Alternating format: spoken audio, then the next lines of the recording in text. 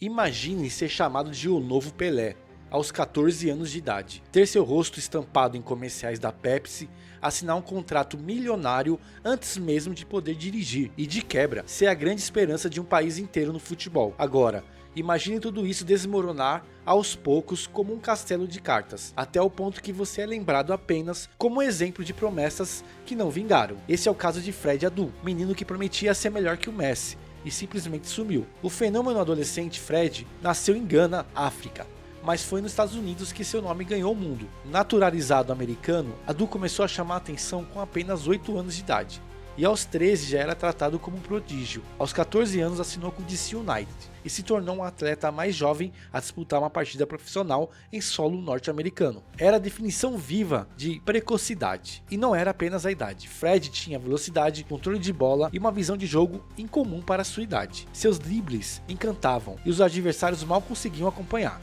O nome dele já era comentado entre dirigentes, jornalistas e torcedores como o futuro da seleção. O futebol dos Estados Unidos finalmente tinha um gênio para chamar de seu. Ele foi capa de revista, atraía patrocinadores e já estava sendo observado por olheiros de grandes clubes da Europa. Tudo indicava que aquele adolescente estava destinado a ser um dos maiores da sua geração. A mídia e o marketing de Fred não era só uma promessa no campo, mas um brotudo de marketing. Comerciais, entrevistas, convocações midiáticas, comparativos com Pelé, tudo era exagerado. Em uma sociedade como a americana, gênio em transformar qualquer talento em marca, Fred se tornou um ídolo antes de sequer se provar em campo, e isso teria um preço. Era comum vê-lo em programas de TV, nas capas de revistas esportivas e até em eventos com celebridades. A expectativa se transformou em pressão, e cada jogo seu era assistido com lupa. Aos poucos, o brilho da estrela virou fardo.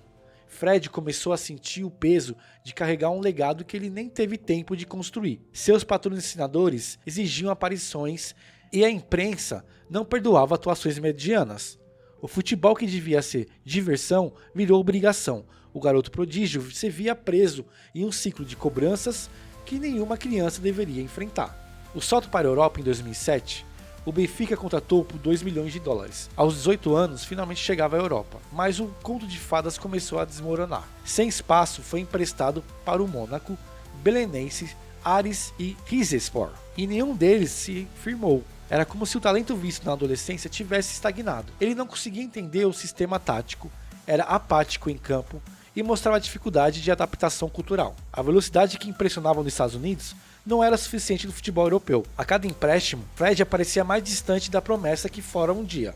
E o mundo do futebol, cruel como é, não esperava por ele. Ele também sentia saudade da família e da vida americana. Seu rendimento caiu e os clubes europeus, antes interessados, passaram a ignorá-lo. Que era uma ascensão meteórica, virou um declínio silencioso. Retornou aos Estados Unidos para jogar no Philadelphia Union. Depois veio um dos momentos mais curiosos da carreira, a sua ida ao Bahia, e uma troca que envolvia Kleberson, no Brasil. Fred disputou apenas 7 jogos, somando 130 minutos e nenhum gol. A passagem foi tão desastrosa que virou motivo de piada e um processo judicial milionário por rescisão contratual. Em campo, ele não mostrava intensidade, parecia perdido no estilo brasileiro. Fora de campo também não se adaptou à cultura local, tentou aprender português, se esforçou nos treinos, mas não conseguiu se conectar ao grupo. Foi mais uma oportunidade desperdiçada, com direito à saída pela porta dos fundos. A torcida não o abraçou e o clube pouco fez para ajudá-lo. Para muitos, sua passagem no Brasil foi o sinal de que algo estava definitivamente errado em sua carreira.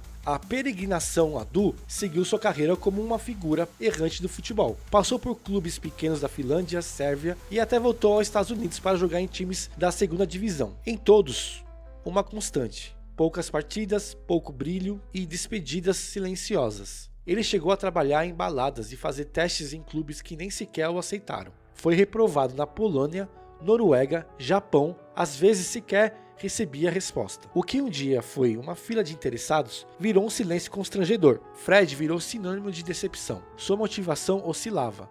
Ele não tinha mais nenhum projeto de carreira. Vivia de tentativa em tentativa. Cada vez mais longe da elite, cada vez mais próximo do esquecimento. A reflexão, Fred Adu foi um caso clássico de um talento mal administrado. Exposto demais, profissionalizado cedo demais e pressionado por expectativas irreais. Em suas próprias palavras, se arrepende de ter saído do Benfica. Acredita que poderia ter tido uma trajetória como o Di Maria, que também estava no clube na época. Ele admite que não estava pronto psicologicamente para as cobranças. Não teve apoio emocional nem estrutura técnica. Ao invés de evoluir, regrediu. E esse reconhecimento tardio revelava que, no fundo, ele sabia que poderia ter sido muito mais. A sua história hoje é contada como advertência em centros de formação de atletas. Fred é estudado como um caso de pressa, marketing agressivo e negligência psicológica. Ele se tornou um personagem que transcendeu o futebol.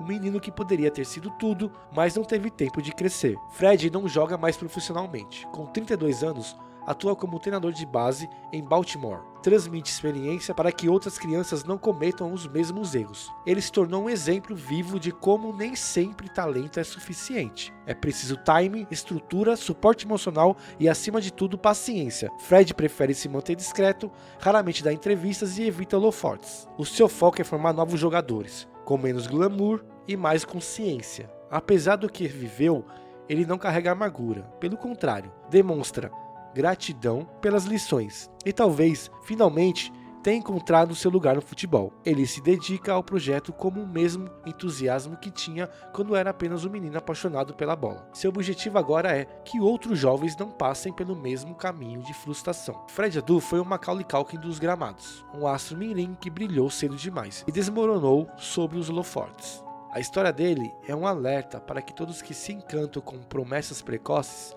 nem todo prodígio está pronto para o peso da fama. Enquanto Messi construía sua lenda passo a passo, Fred queimava etapas até perder-se no tempo. Ele poderia ter sido um dos grandes, mas virou uma lenda por motivos errados. Seu nome é citado em listas de promessas que não vingaram como um aviso, uma memória agridoce de um sonho que virou fardo. E hoje talvez a sua maior vitória seja ter superado o passado e escolhido recomeçar.